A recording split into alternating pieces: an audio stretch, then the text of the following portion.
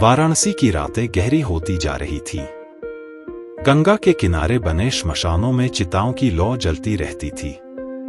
यहीं घाटों पर एक अजीब सी महिला रहा करती थी, गुरुमा ज्योतिषमती। गुरुमा का असली नाम अरुणिमा था। वह एक बेहद धनी और संभ्रांत परिवार से आती थी। नौकरी छोड़कर वह वाराणसी आ गई थी और यहाँ अघोरपंथी साधुओं से तांत्रिक विद्याओं का अध्ययन करने लगी थी। धीरे धीरे अरुणिमा को गहन ज्ञान प्राप्त हुआ। वह मृत्यु को अपना करीबी मित्र बना लेती थी। रात्रि में श्मशानों पर साधना करना, शवों के पास बैठना और भस्म से अंगों को रंगना उसके लिए सामान्य हो गया। लेकिन एक दिन अरुणिमा को अपने गुरु से एक रहस्यमयी विद्या मिली जिसने उसकी जिंदगी को उलट दिया। गुरु ने उसे बताया कि मनुष्य की आत्मा को वश में करने की एक विधि है जिससे जड़ित चेतना को भी नियंत्रित किया जा सकता है। अरुणिमा ने गुरु की बातें गंभीरता से सुनी।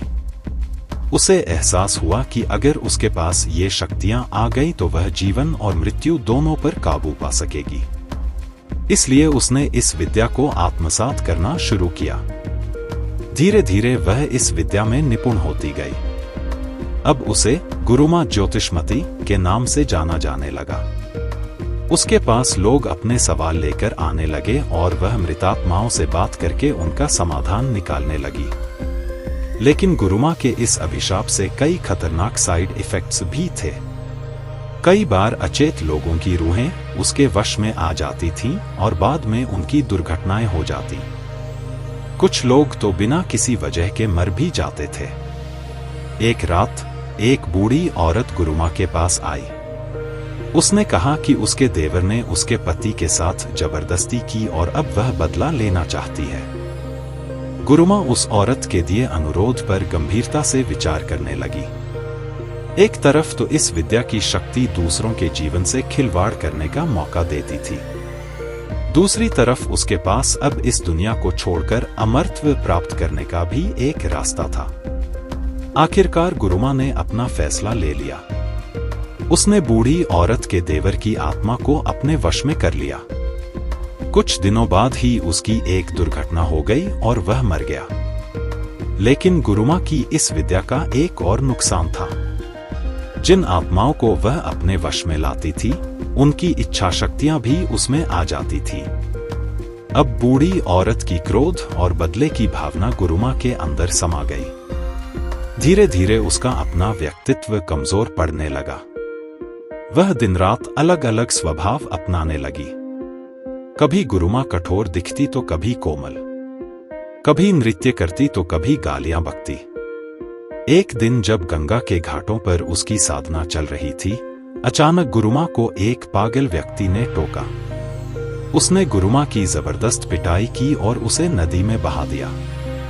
जब गुरुमा को होश आया तो वह देखती है कि वह एक अनजान स्थान पर है। उसके चारों ओर अंधेरा ही अंधेरा है। उसने बाहर आने की कोशिश की लेकिन हर ओर दीवारें ही दीवारें थी। तभी एक आवाज आई, अरुणिमा, तुमने गलत कदम उठाया। इस विद्या का तुम पर प्रभाव पड़ गया है। अब तुम इसी अपने बनाए अंधकार में रहोगी। यह आवाज गुरुमा के गुरु की थी।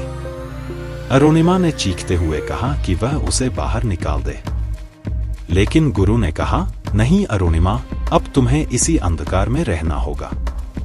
तुम जिंदगी और मौत दोनों से खिलवाड़ करना चाहती थी, इसीलिए तुम्हें जीवन और मृत्यु दोनों से वंचित रहना होगा, हमेशा के लिए।